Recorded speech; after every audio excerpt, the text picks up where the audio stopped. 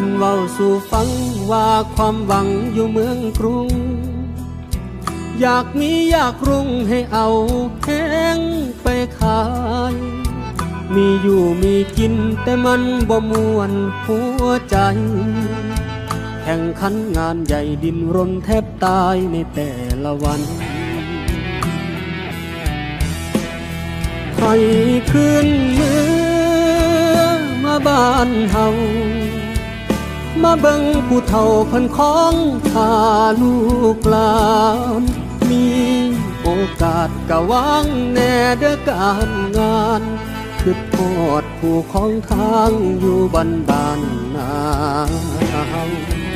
มากินกับข้าวลวกผักกับปนฝีมือ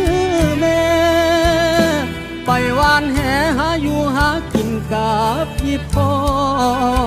ไปอยู่เมืองใหญ่ภาพจำเก่าลืมแล้วไปนอคันยังคืดพ่อให้เป้ากลับมาเวลายัง